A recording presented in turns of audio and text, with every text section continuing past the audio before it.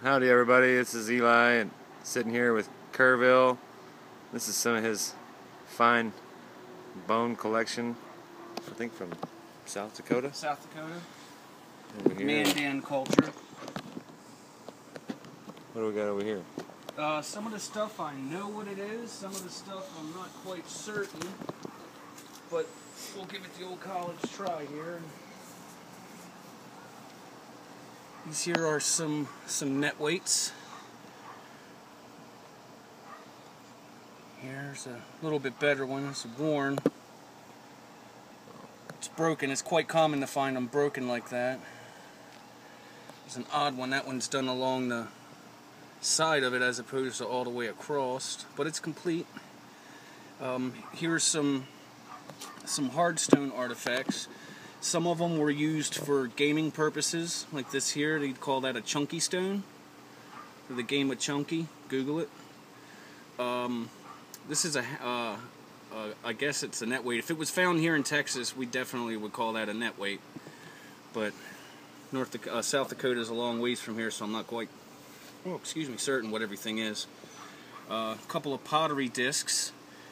I put them over here because those are assumed to be used for game purposes as well. And then we got some shaft abraders. They use every single part of them that they.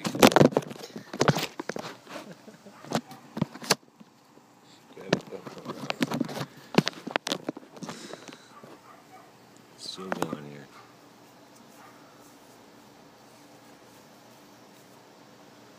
Yeah, that's awesome. Even ones that were broken, they seem to reutilize. Where's that? You gave me that double-sided one. That was awesome. These here are some, I forget what they are, scora stone, I think they called it. They use that for braiding, for pigment, other things. Now I'm not 100% on everything, so don't, some bone pieces, some awls, possible tattooing implements for some of the more pointier ones. Hair stuff. These are squash knives and a buffalo shoulder scapula shovel, hoe. Of course, we've got a piece of a buffalo horn. Now, it's huge. These guys, unlike our Texas natives, these guys were sedentary farmers, so they had the time to stay in one spot, and one of the things they liked to grow were squash and things like that. That's what these were used for cutting of the squash. They're squash knives. Even ones like this here, they'd reutilize, and keep using as long as they could. A jaw segment, upper jaw, buffalo. Some shell beads. That's the kind of shell that they would use. And here, they're basically like blanks, I guess they'd be called, because they're unfinished. Some catfish spines. Not sure what they used those for, but those were found in association with other artifacts, so they used them for something. A little copper tinkler. A little bit later on. The tinklers, these here are rib bones that they drill holes in. They made a delightful sound tinkling for their outfits. Another squash knife. We'll set this guy over here. Some shaft straighteners.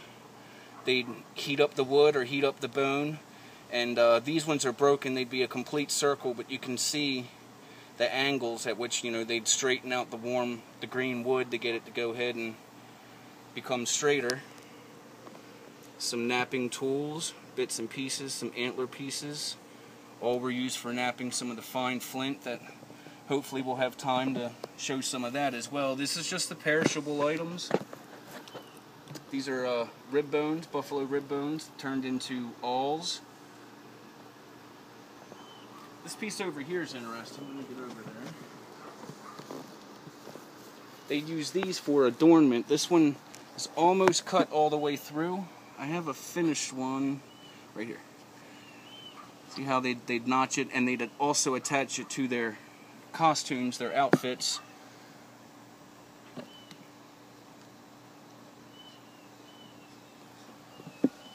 That's awesome.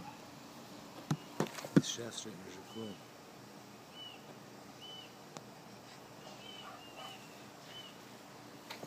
There. How about this guy here? What's that? Oh, forgot about that there.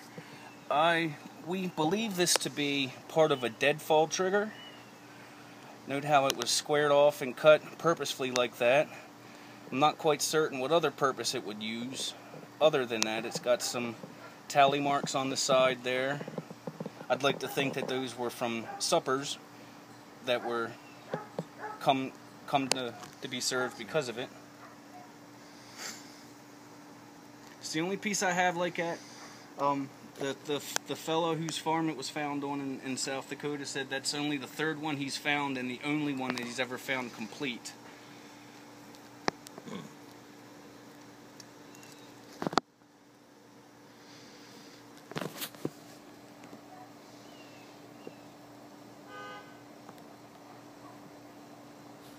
Pretty cool. This here, I was told, is a possible tattoo bone made from a bird bone of some sort. It looks kind of like one of those marrow knives, but they're generally, the tip isn't like that. That's what leads us to think that it might have been for tattooing purposes, but that tip is right on there. It's not very difficult for me to see that it could have been used for tattooing. That's awesome stuff, Frank. Some bird bone beads. Well, I'm glad you guys like it. You guys have any questions, you can ask them at Ancient Tools or Tejas Lithics, and we'll get back to you as soon as we can. Yeah, thanks everyone.